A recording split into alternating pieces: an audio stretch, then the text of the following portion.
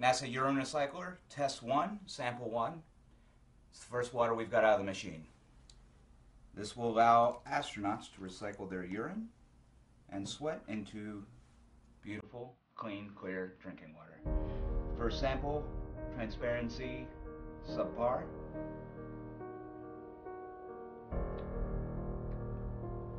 Oh, that's just piss. That's just straight up piss. A group of social criminals, these people in the space program. Nassholes, I call them.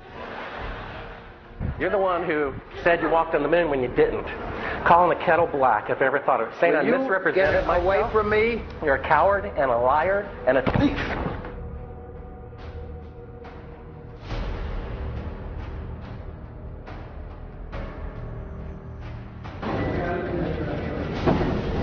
You want me to knock you in the head? Well, I want you to swear to God on the Bible that you walked on the moon. Okay. If you walked on the moon, we're given the opportunity to swear to God that you walked on the moon. I'm going to give you the opportunity to get the hell knocked out of you if you don't leave it alone. So why don't you just put the end to the record in the argument, then put your hand on the Bible, swear to God you walked on the moon. Mr. Seibel, knowing you, that's probably a fake Bible. Well, you're talking to the wrong guy. Why don't you talk to the administrator in NASA? We're passengers. We're guys going on a flight. I don't hit people, but you're going to be on the deck unless you get Well, I'm heading out. I appreciate it. And get the hell out of the clubhouse. Well, I take your stuff and get the fuck out. Why don't you quote me and say it's bullshit? When the shadow's in her uncle, I don't give a damn about all that shit. Shit of lunar orbit being falsified. Being falsified? Correct. We got an unedited tape from a source at the Johnson Space Center. Totally nonsense.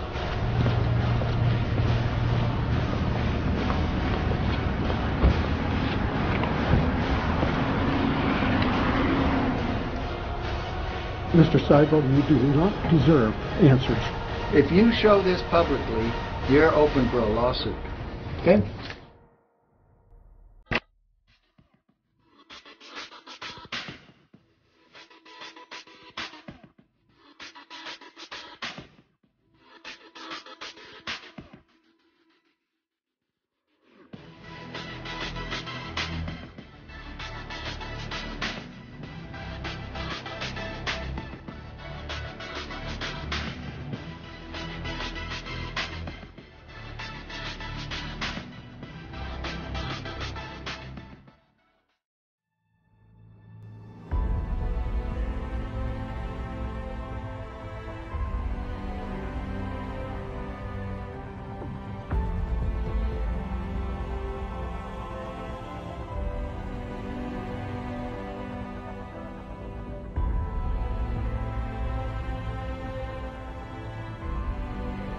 You search images of Earth from space, you're gonna see that image. I mean, why would you have fake images and computer animated images of Earth when you can have the real thing? So basically, when you search Earth from space, you should see all real images of Earth from space. Like, everybody thinks NASA does science, so why wouldn't you see that? No, you get this. Ribbons of imagery. Why would you need to do that? Because there's supposed to be satellites past the Earth orbit. Why can't you just take a fucking picture?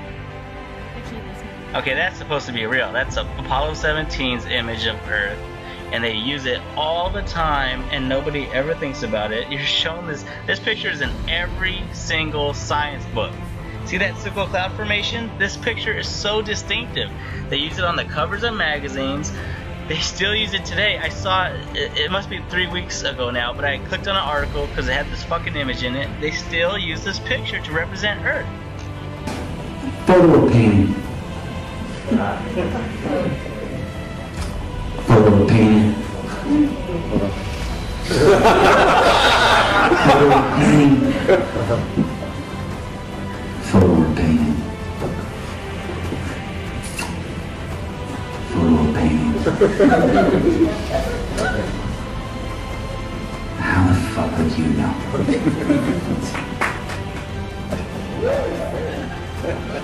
That's an official photo from NASA. But plus, how many people think that's a photo?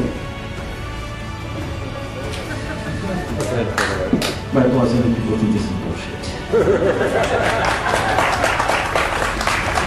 Oh, this is Pupatipia. This is a distant planet of Venus. As you can see here, you can see all the crater textures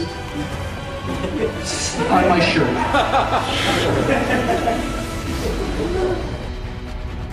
Yeah, all of those are supposed to be real. They're from Apollo 17. So basically, when you search images of Earth from space and you want to see a real picture, you're going to see that, and you're going to see other pictures from Apollo. How long ago were the Apollo missions? And then you go to recent shit, like, what's it called? The Blue Marble 2012? It's a fucking composite. It's not a real picture. And they admit it. They tell you it's a composite.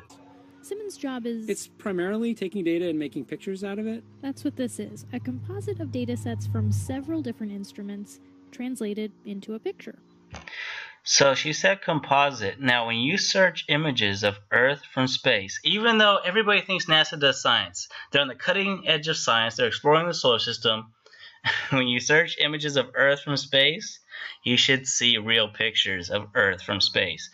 And you're not going to see that. You're going to see composite after composite. You could go to the Blue Marble series. You're going to see composite after composite. And they can't even make you at least 100 images of Earth from space. They don't even bother making 50 or 20. They don't care. They don't have to show you other images of the Earth. They just don't have to do it because nobody questions it. There it is. This picture is in every single science book. It is fake as fuck. And they keep using it because it is supposed to be real.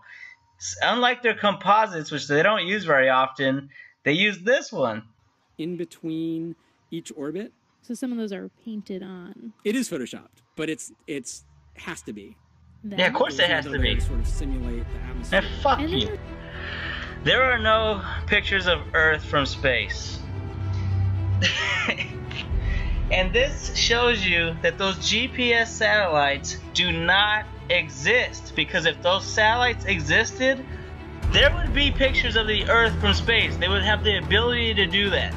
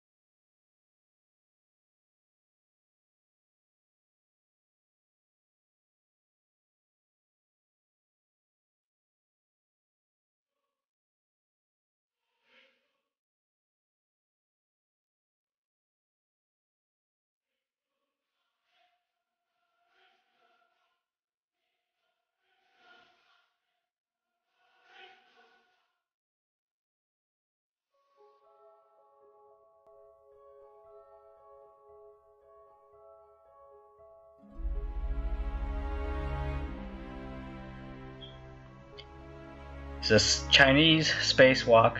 A bubble rises in the pool. It's complete fraud. Here the helmet gets hit on the International Space Station and a bubble rises into the pool.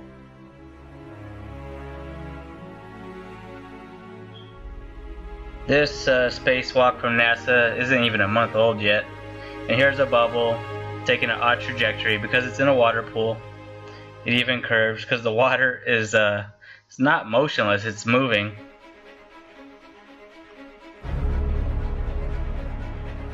And here on the International Space Station, they once even got caught with a scuba tank in space. It's ridiculous that they get away with this shit. What's even more ridiculous about them filming spacewalks in a water pool, and spacewalks are impossible, is that the women for the hoax perm their hair. Here she's in front of a blue screen, and the background is not moving. The cable is completely still.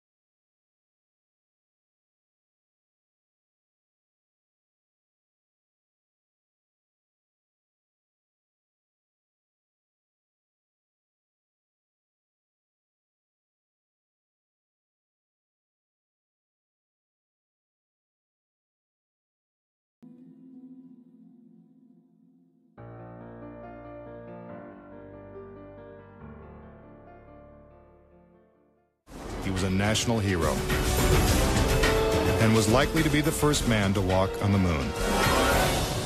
But Grissom was also an outspoken critic of the space program and was quoted as saying, "Someone's going to get killed."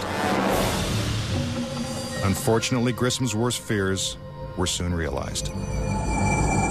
On January 27, 1967, 2 years before the first moon landing, Grissom and his crew boarded the Apollo 1 capsule for a full-scale simulation. The problems began almost immediately. First, the capsule's communication systems failed. You copy? No, I didn't read you, Chuck, at all. I can't read you, Chuck. You want to try the phone? How do I get the moon? We can't talk between 3 buildings. I can't hear a thing you're saying. Suddenly, the capsule burst into flames with the astronauts sealed inside.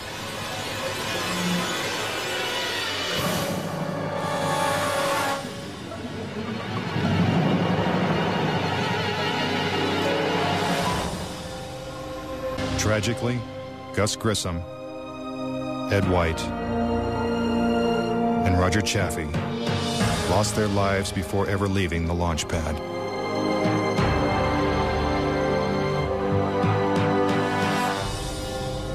Gus Grissom's family believes the Apollo 1 fire was no accident.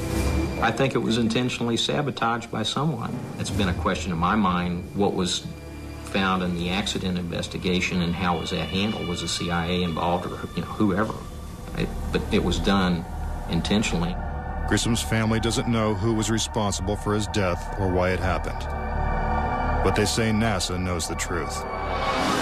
Gus gave his life for this program, and I feel like that it is up to NASA to come forward and give us a direct answer to what really happened. Were Gus Grissom and the Apollo 1 astronauts victims of a tragic accident? Or were they intentionally silenced because they knew too much? We may never know. The cause of the fire is still a mystery, and the capsule remains locked away at a military base.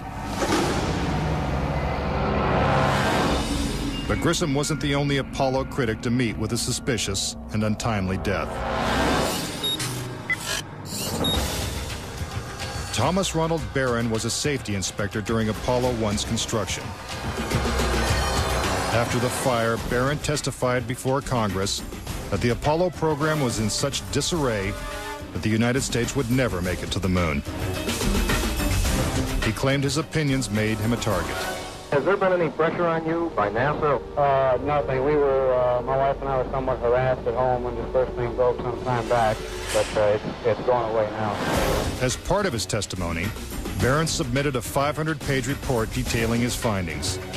There was a real fear that the program could be stopped dead in its tracks. Then exactly 1 week after he testified, Barron's car was struck by a train. Barron, his wife, and stepdaughter were killed instantly.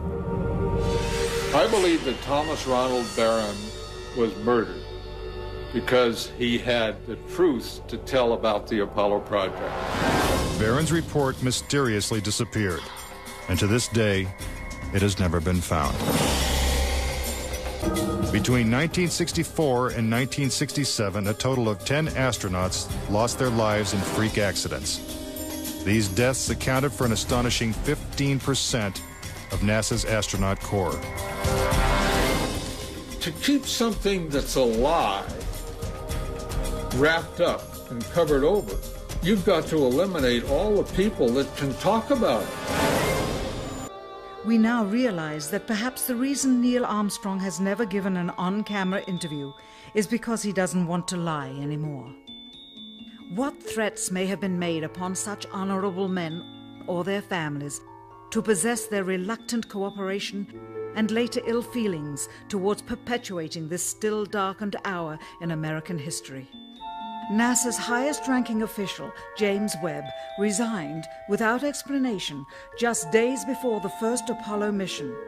Why, when he was on the threshold of achieving the greatest accomplishment of his career? All 3 Apollo 11 astronauts also resigned shortly after their return. On the 25th anniversary of the event in 1994, Neil Armstrong made a rare public appearance and held back tears as he spoke these brief cryptic remarks before the next generation of taxpayers as they toured the White House. Today we have with us a group of students among America's best. To you we say, we have only completed a beginning. We leave you much that is undone. There are great ideas undiscovered, breakthroughs available to those who can remove one of truth's protective layers. It is clear from these rarely seen color television pictures that the crew of Apollo 11 brought a high-resolution color video camera with them on their mission. Yet the only pictures broadcast live from the moon's surface were these from a low-definition black and white camera. In fact, the networks complained because in addition to this, they were forced to shoot the images, second generation, off of a projection TV of the technology of 30 years ago, and were not even allowed to take a direct feed, which further degraded the quality and clarity of the images. From an analytical standpoint, photographic anomalies have to be sought out with an understanding of lighting and shadows. The most straightforward is simple. When objects are lit solely by the sun, as all the scenes on the moon were said to be, after all, lighting equipment was not only impractical, it was unnecessary in bright sunlight, then all shadows, regardless of the landscape, will run parallel with one another and never intersect, as shown by this example. In these seldom seen photographs, obtained from a rarely used auxiliary NASA archival site, it is clear that these scenes were lit with artificial light. These shadows, which are cast at different angles, are evidence that a second light source is being used. In addition, the sun would not cause an isolated hotspot like this, only an artificial light would. Again, intersecting shadows and another hotspot. And again. And again. In this magnification of an Apollo photograph, a rock, very likely a papier-mâché prop because of the crease here, is categorized with the letter C. In later releases of the same picture, the letter is gone, probably airbrushed out. On the moon, the astronauts' only source of light was the sun. They had no extra lighting, no flashes or things like that. Yet in this photograph from Apollo 14, the shadows are cast in different directions, suggesting multiple light sources. The shadows cast by the rocks in the foreground should have been east-west, like the LEM shadows. And in this photo from Apollo 17, again the shadows are pointing in different directions. Outside in sunlight, shadows always run parallel with one another, so the shadows will never intersect. Conspiracy theorists say it's not just the shadows that indicate the use of additional lights, but what has been photographed in the shadows. For example, here's an astronaut who descends into a huge shadow cast by the lunar module. Yet his entire body is still visible. How is it that he is not shrouded in darkness? Here's the same maneuver from another Apollo mission. Again, the astronaut is brightly lit in what is obviously dark shadow. And in this picture, the sun is directly behind the astronaut. His figure should be a silhouette. Yet even the smallest characteristics of his suit are recognizable. It seems like he's standing in the spotlight. And I can't explain that. That escapes me. Why? And finally, in this picture with the sun behind the lunar module, the front of the craft is clearly visible. The words United States are crisp and clear. How could these backlit pictures be so detailed? It's because there's more than one light source, which means they're not on the moon. It has been estimated that as many as 20% of Americans believe we never went to the moon. Is it really possible that NASA deceived the world? According to a former astronaut, it's entirely possible. Regarding the Apollo mission, I can't say 100% for sure whether these men walked on the moon. Bill Casing was an analyst and engineer at Rocketdyne, the company that designed the Apollo rockets. There were many problems that evolved during the 60s that led people to believe that we're never going to make it to the moon.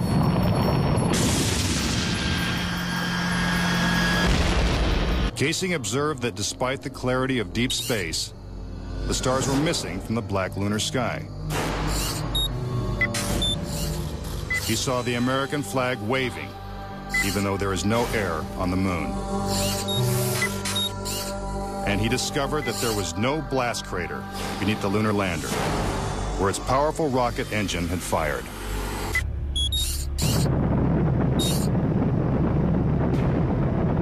The noise level of a rocket engine is up into the 140, 150 decibel range.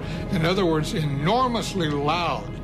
How would it be possible to hear astronauts' voices against the background of a running rocket engine? Picking up some dust. 30 feet, 2.5 down. Straight shadow. 4 forward, drift into the right a little. Contact light. Okay, engine stop. Is this evidence that the footage is actually fake? A sequence shot in a controlled environment here on Earth? Just months before this historic landing, a prototype LEM was flight tested at Ellington Air Force Base. While NASA cameras record the test flight, Neil Armstrong struggles to control the unwieldy craft. Then, at approximately 300 feet, the lander flies wildly out of control. At the last second, Armstrong ejects.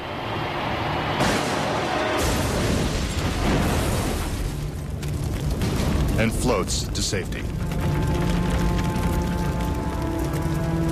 If the lander was so unstable and difficult to fly in the controlled environment of Earth, then how could the LEM land 6 times flawlessly in the alien environment of the moon?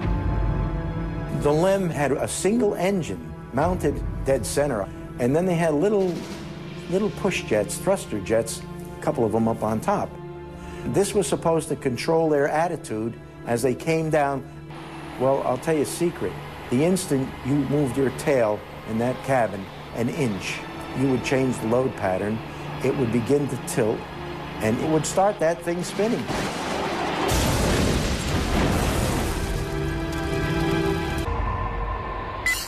The fact that there's no blast crater under the LEM is one of the most conclusive pieces of evidence that I find supporting the hoax.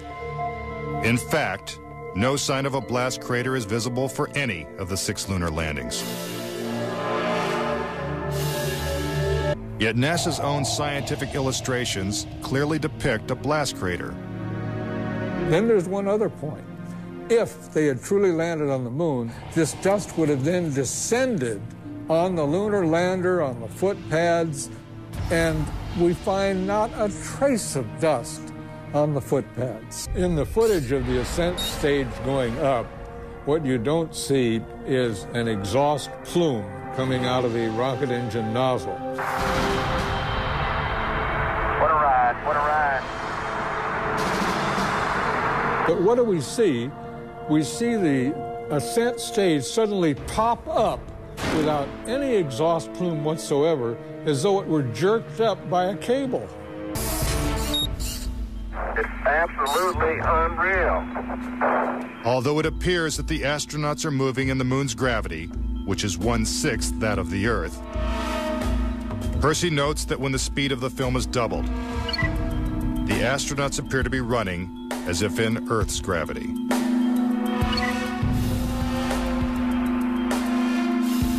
Also, when the footage of the lunar rover is doubled in speed, it looks as if it's driving here on Earth. If there is no air or wind on the moon, why is this American flag waving? The fact that the flag flaps on the moon where there's no atmosphere means that there must have been a little blast of wind out in Area 51 where they shot this. These 2 photos seem to have the same mountain backdrop, yet the lunar module is only present in one of them. Seemingly impossible, since the LEM never moved and its base remained even after the mission. What a ride, what a ride. Some suggest the same artificial backdrop was used when shooting 2 entirely separate pictures. Background discrepancies are also apparent in the lunar video. The best evidence are some pictorial anomalies in the photographic record of the trip to the moon. There is one for Apollo 16 where the same shot, the same hill, appears in 2 different days. This tape was shot on what was reported to be the first of Apollo 16's lunar excursions. But it couldn't pick a better spot. And this video was from the next day at a different location. That is the most beautiful sight. NASA claims the second location was 2.5 miles away. But when one video is superimposed over the other, the locations appear identical. For reference, crosshairs were permanently etched into the lunar cameras, so they would have to appear on top of every image. But in this photo, a crosshair is behind a part of the lunar rover.